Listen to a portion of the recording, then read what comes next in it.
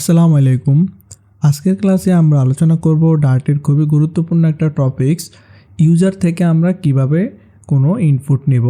How to get user input in Dart. আমরা কিভাবে user কাছ থেকে যে কোনো ধরনের ভ্যালু নিতে পারি, আজকে আমরা সেই বিষয়টা নিয়ে আলোচনা করব। Dart you can capture user input from the console using the Dart IO library. আমরা যদি ইউজার থেকে কনসোল অ্যাপ্লিকেশানে কোনো ভ্যালু নিতে চাই, কোনো ডাটা নিতে চাই, সেক্ষেত্রে ডাটে একটা লাইব্রেরি আছে, আইও লাইব্রেরি, ইনপুট আউটপুট লাইব্রেরি যেটাকে আমরা বলে থাকি। সেই লাইব্রেরিটাকে আমরা ইনপুট করে দেন আমরা ইউজার থেকে কোনো ডাটা নিতে পারবো। ইনপুট দ্য লাইব্রেরি, আমরা কীভাবে আসলে লাইব্রেরিটাকে ইনপুট করব, সেক্ষেত্রে আমরা ইনপুট দ্য লাইব্রেরি ডাটের মধ্যে ইনপুট ডাট লাইব্রেরি দেন আইও লাইব্রেরিটা আমরা ইনপুট করে নিব। এক্সাম্পল হিসেবে আপনারা দেখেন ইনপুট, তারপরে আমরা ক্লোন আইও, IO মানে input output library. First add the dart IO library at the top of the dart file to enable IO operation. আমরা আমাদের void মেনুর উপরে লাইব্রেরিটাকে ইনপুট করে নেব। দেন আমাদের আরেকটা কাজ করতে হবে, এই রিডলাইন সিংয়ের সাহায্যে আমরা ইউজার থেকে কনসোলে কোনো ডাটা রিসিভ করতে পারবো। The start in readline sing method reads a line of text from the console. এটা টেক্সট, এটা কনসোলে একটা সে টেক্সট দেখাবে। It return the input as a string, so you may need to parse types in needed. এই starting dot readline sing আমরা সবসময় string টাইপের ভ্যালু সে রিসিভ করবে, স্ট্রিং টাইপের ডাটা আমাদেরকে দিবে। আমরা এই ডাটাকে স্ট্রিংটে আমরা গত ক্লাসে দেখিয়েছি কিভাবে স্ট্রিং থেকে ইন্টিজারে নিতে হয়, ডাবলে নিতে হয়। আমরা আমাদের সুবিধা মতো কনভার্ট করে নেব, পার্সিং করে নেব ডাটাগুলোকে। মনে রাখতে হবে রিড লাইন সিং সবসময় আমাদেরকে স্ট্রিং টাইপের ভ্যালু দেবে, আমরা এটাকে কনভার্ট করে নেব নিজেদের প্রয়োজন অনুসারে। তারপরে এখানে একটা এক্সাম্পল দেখলে আর একটু ক্লিয়ারভাবে আপনারা বুঝতে পারবেন।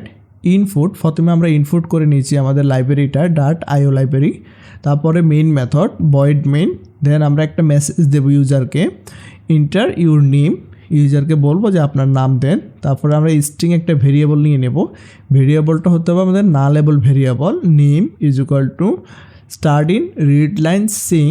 এই মেথডটাকে আমরা যখন কল করব, এই মেথডটাকে কনসোলে প্রিন্ট করবে, দেন আমাদেরকে একটা আউটপুট দিবে। আমরা যেই ভ্যালুটা আমরা পাবো রিডলাইন সিংয়ের মাধ্যমে, যে আউটপুটটা ইনপুটটা দিবে ইউজার, সেই ইনপুটটা আমরা কার মধ্যে স্টোর করবো, আমরা নেমের মধ্যে স্টোর করব, দেন আমরা নেমটাকে প্রিন্ট করব। মূলত এটা হলো থিওরি। এখন এই যে কোডটা আমরা করব, এটা দুইভাবে করা যায়, একটা হলো বিএস কোড আর একটা হলো ইন্টেলিজ আইডিতে।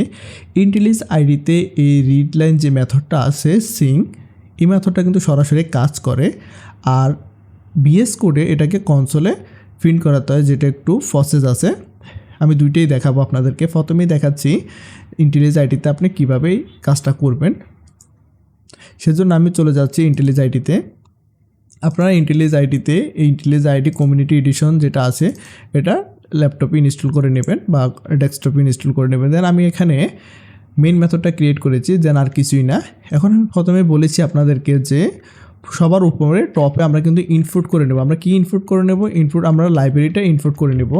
আমরা ডাট দেন আইও যে আমাদের লাইব্রেরিটা, সেই লাইব্রেরিটা আমাদের ইনপুট করা হয়ে গেল। এই লাইব্রেরিটা ইনপুট করার কারণটা হলো আমরা যে স্টার্টিং যে ইয়েটা আমরা ব্যবহার করব মেথডটা, সেটা কিন্তু এই লাইব্রেরির আন্ডারে থাকবে। দেন আমরা যদি এই লাইব্রেরিটাকে ইনপুট না করে আমরা কিন্তু সেটা করতে পারবো না।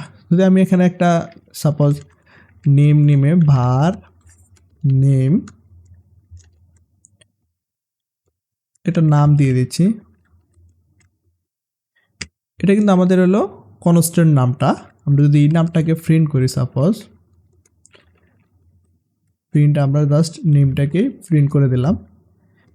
জিনিসটা কিন্তু আমরা বারবারই কিন্তু এভাবে প্রিন্ট করলে বারবারই কনসোলে দেখাচ্ছে মামুল এসেছে, কারণ আমরা বারবারই একই জিনিস প্রিন্ট করতে আমাদের এখান থেকে পরিবর্তন করা প্রয়োজন হচ্ছে। যদি এমন হয় যে আমরা ইউজার থেকে ইউজারকে জিজ্ঞেস করব যে ইউজারের নাম কি, সে তার নাম দেবে, তাহলে সেটা আমরা কিভাবে করব? তার জন্য আমাদের যেটা করতে হবে, প্রথমে আমরা একটা মেসেজ দেব ইউজারকে। আমাদের প্রোগ্রামটা তাকে রান হবে, রান হওয়ার সাথে সাথে একটা মেসেজ দেবে কনসোল ইউজারকে যে তোমার নামটা ইনপুট করো, ইন্টারভিউ নেম। সে কী করলো, ইউজারকে জিজ্ঞেস করলো, প্রথমে ইন্টারভিউ নেম দেওয়ার জন্য একটা মেসেজ দিয়ে দিল। এখন আমি বলেছি মেসেজ দেওয়ার পরে কি করতে হবে, আমাদের একটা মেথডকে কল করতে হবে। তাহলে আমরা এখানে স্ট্রিং টাইপের একটা ভেরিয়েবল নিয়ে নিচ্ছি স্ট্রিং। আমি বলেছি স্ট্রিংটা কি হতে হবে, নালেবল হতে হবে। সেক্ষেত্রে আমরা কোশ্চেন মার্ক দিয়ে দেবো, নাল স্ট্রিং আমাদের নেম ইজ ইকুয়াল টু, এখন আমরা কাকে কল করব, studying dot read line Singh. Read line Singh আমরা এই মেথডটাকে কল করলাম। রিড লাইন সিং আমাদের কি করবে, কনসোলে সেটা প্রিন্ট করবে। এখন আমরা এখানে যে মানটা পাবো, এই যে এখানে থেকে আমরা যে রিড লাইন সিংটা যখন কনসোলে প্রিন্ট হবে, সে কিন্তু ইউজারের যে ইনপুটটা দেবে, নামটা দেবে, সেটা কার মধ্যে রাখবে, নেমের মধ্যে রাখবে। এখন আমরা জাস্ট নেমটাকে যদি প্রিন্ট করে দিই, আমরা এখন নেমটাকেই প্রিন্ট করে দেবো। আমরা এখন যদি প্রোগ্রামটা রান করি, আমি রান বাটনে ক্লিক করলাম, দেখেন ইন্টারভিউ নেম। এখন কিন্তু আমরা এখানে মাউস ক্লিক করলে একটা কার্সর আসতেছে, আপনারা দেখতে পাচ্ছেন নিচে কনসোলে। এখানে কিন্তু আমরা এখন একটা ভ্যালু দিতে পারবো, যে কোনো ধরনের ভ্যালু দিতে পারবো। সাপোজ আমি যদি এখানে আমার নামটাই দিয়ে দিচ্ছি, আমার নামটা দিয়ে দিলাম, এই আমার নামটা প্রিন্ট করে দিলাম। সাপোজ এখানে যদি আমরা একটু সুন্দরভাবে আর একটু প্রিন্ট করি, নেম ইজ, আমরা এখন কনকাটিনেশন করে নিচ্ছি একটু, নেমটা কীভাবে আমরা প্রিন্ট করলাম। এখন আবারও যদি প্রোগ্রামটা রান করি, interview name, your name is Mamun, সুন্দর। তাহলে আপনারা দেখতে পারলেন কিভাবে আমরা সিম্পলি এই লাইনটা ইউজ করে আমরা এই মেথডটাকে কল করে ইউজার থেকে কোনো ভ্যালু গেট করতে পারি। আপনাদের জন্য হোমওয়ার্ক থাকলো, আপনারা ইউজার থেকে নিজের নাম এবং নিজের এজটাকে নেবেন ইনপুট হিসেবে এবং সেটা প্রিন্ট করে দেখাবেন। সেটা হোমওয়ার্ক থাকলো, আপনারা এই কাজটা করে ভিডিওর কমেন্ট বক্সে পেস্ট করবেন যাতে করে অন্যরা দেখতে পারে। ধন্যবাদ।